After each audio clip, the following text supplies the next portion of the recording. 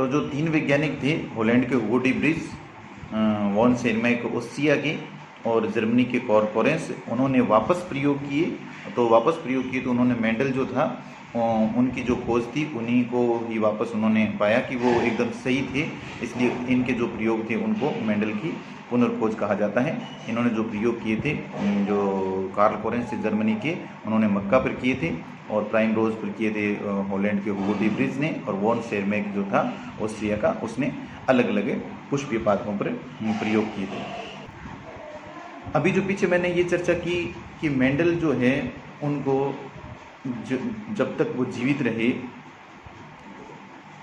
तब तक उनको ख्याति प्राप्त नहीं हुई। उन्होंने प्रकाशित तो कर दिए थे पत्रिका में, लेकिन उनको ख्याति प्राप्त नहीं हुई थी।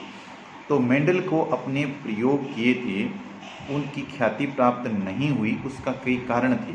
उसमें जो मुख्य कारण था वो ये था कि मेंडल ने जब प्रयोग किए थे उस समय वैज्ञानिक जो थे वो चार्ल्स डार्विन ने एक बुक लिखी थी, ओरिजिन ऑफ स्पीसीज। तो वैज्ञानिकों का ध्यान ओरिजिन ऑफ स्पीसीज बुक की तरफ था। ज़्यादातर जो लोग थे उससे प्रभावित थे ओरिजिन ऑफ स्पीसीज जो बुक थी चार्ल्स डार्विन की। तो मेंडल जो प्रयोग कर रहा था उसकी तरफ उनका ध्यान इतना गया नहीं। मेनली एक रीजन तो इसका ये रहा था। दूसरा ये था कि मेंडल ने जो प्रयोग किए थे वो जिस पत्रिका में प्रकाशित किए थे वो पत्रिका जो थी इतनी पॉपुलर नहीं थी और उसका प्रचार प्रसार इतना था नहीं। और साथ में मेंडल के जो प्रयोग थे वो गणित युक्त थे, यानी कि उसमें गणनाएं थी, आंकड़े थे। तो उसमें भी जो थे कि रुचि नहीं बनी वैज्ञानिकों की अलग अलग तरीके से, क्योंकि आगे हम पढ़ेंगे जैसे मान लो उसमें अनुपात था, कुछ गणितीय गणना थी। तो ये तीसरा कारण ये था जिसकी वजह से उनको ख्याति प्राप्त नहीं, लोगों का उनकी तरफ इतना ध्यान नहीं गया। और एक चौथा कारण ये था कि कार्ल नेगिली ने उस समय सुझाव दिया था मेंडल को कि आप ये जो प्रयोग है वो हेरेसियम पादप पर कीजिए। तो हेरेसियम पादप पर जब उन्होंने प्रयोग किए थे मेंडल ने उस समय, तो हेरेसियम पादप पर मेंडल की ये जो मटर के पौधे पर जो प्रयोग किया था ये हेरेसियम पादप पर प्रयोग किए कार्ल नेगिली के सुझाव पर, तो मेंडल सफल नहीं हुए। तो वैज्ञानिकों ने सोचा कि जो इनके जो प्रयोग हैं वो सही नहीं है, जबकि बाद में ये इस चीज़ का पता चला कि हेरेसियम जो पादप है उसमें लैंगिक जनन तो होता ही नहीं है, उसमें अनिषेक जनन होता है। और मेंडल ने जिस पौधे पर प्रयोग किया था मटर में, उसमें तो लैंगिक जनन होता है। जहाँ पर हेरेसियम पादप था उसमें अनिषेक जनन होता है, और अनिषेक जनन जहाँ पर होता है वहाँ पर अर्धसूत्री विभाजन या मियोसिस होता नहीं है। तो कार्ल नेगिली के सुझाव पर जो हेरेसियम पादप पर प्रयोग किए तो वहाँ पर वो प्रयोग लागू नहीं हुए, ये भी एक कारण रहा। गणितीय गणना थी प्रयोग में, वो एक कारण रहा। और जो पत्रिका में छपाया था वो पत्रिका थी वो इतनी ज़्यादा पॉपुलर नहीं थी, तो ये कारण था। और मेन जो मैंने बताया सबसे पहला कारण ये था कि उस समय जो चार्ल्स डार्विन की बुक थी ओरिजिन ऑफ स्पीसीज, सभी वैज्ञानिक उसकी तरफ ध्यान, सभी वैज्ञानिकों का उनकी तरफ था, इसलिए मेंडल जो था उस समय ख्याति प्राप्त नहीं कर पाए। ख्याति प्राप्त बाद में हुई उनको। अब हम बात करते हैं कि मेंडल ने जो प्रयोग किए मटर के पौधे पर, तो मेंडल के प्रयोग सफल हुए मटर के पौधे पर। तो मेंडल की सफलता के कारण क्या थे? मेंडल की सफलता के कारण मुख्य कारण ये था कि उन्होंने एक समय में 1 या 2 जोड़ी लक्षणों को लेकर के ही प्रयोग किया था। उनका ध्यान 1 या 2 जोड़ी लक्षणों को लेकर के प्रयोग किया। उन्होंने वैसे तो 7 लक्षण लिए थे, शुरू में 34 लक्षण थे इस प्लांट्स में, लेकिन मुख्यतः उन्होंने 7 लक्षणों पर प्रयोग किया था।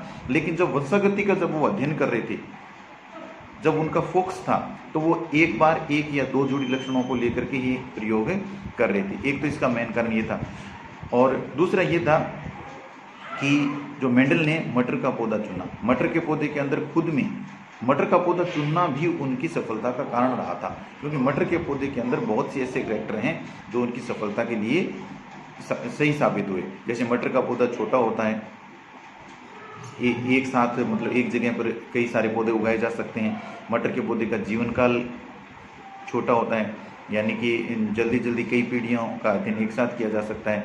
और मटर के पौधे के अंदर जो है प्राकृतिक रूप से स्वपरागण भी पाया जाता है, और हम उसको कृत्रिम रूप से परपरागण भी उसके अंदर करा सकते हैं।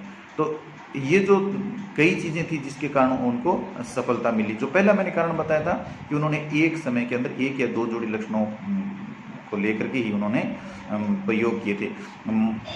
कई बार प्रश्न ये आता है कि जैसे मेंडल ने जो प्रयोग किए थे उससे पहले भी क्या कई वैज्ञानिकों ने प्रयोग किए इससे संबंधित। उससे संबंधित जो प्रयोग हैं वो कार्ल राइटर और नाइट वैज्ञानिकों ने किए थे। कार्ल राइटर हैं, नाइट हैं और जॉन गॉस हैं, उन्होंने प्रयोग किए, लेकिन वो सफल नहीं हुए। उसका कारण ये था कि जो उन्होंने प्रयोग किए थे उन्होंने एक साथ कई लक्षण लेकर के प्रयोग किए थे, तो एक साथ कई लक्षण लेकर के प्रयोग करने से वो सफल नहीं हो पाए थे, जब इसने एक समय में एक ही लक्षण लिया था। दूसरा कारण ये कि उन्होंने मटर के पौधे को चुना था और मटर के पौधे के अंदर बहुत अच्छे कैरेक्टर्स थे जो इनकी जो सफलता के अंदर सही साबित हुए। जैसे उनके उसके अंदर प्राकृतिक स्वपरागण पाया जाता है, हम कृत्रिम रूप से पर परागण करा सकते हैं, पौधा छोटा होता है, उसका जीवन काल भी छोटा होता है, यानी कि कम समय में हम ज़्यादा उसको पीढ़ियों को देख सकते हैं, आंकलन कर सकते हैं। और एक जो और भी कारण था इसका कि इसके जो संकर प्राप्त होते हैं वो जननशील होते हैं। मटर के पौधे में जब हम प्रयोग करते हैं तो आगे जो संतति प्राप्त होती है वो ही आगे जननशील होती है। बीजों की संख्या बहुत अधिक है और कई ऐसे करैक्टर थे। तो मुख्यतः जो ये 5 से करैक्टर बताए, इसके कारण मेंडल को सफलता मिली। सफलता के कारणों में हम ये लिख सकते हैं।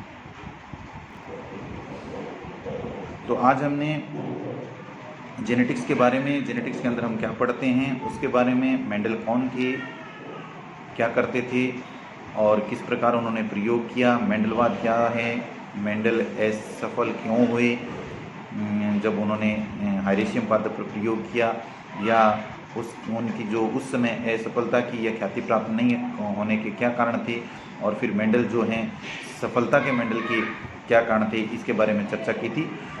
उसके बाद हम मेंडल के जो किस प्रकार उन्होंने कार्य किए और कितने लक्षण लिए, कौन कौन से लक्षण लिए, इसके बारे में जो चर्चा है हम नेक्स्ट वीडियो में करेंगे। धन्यवाद।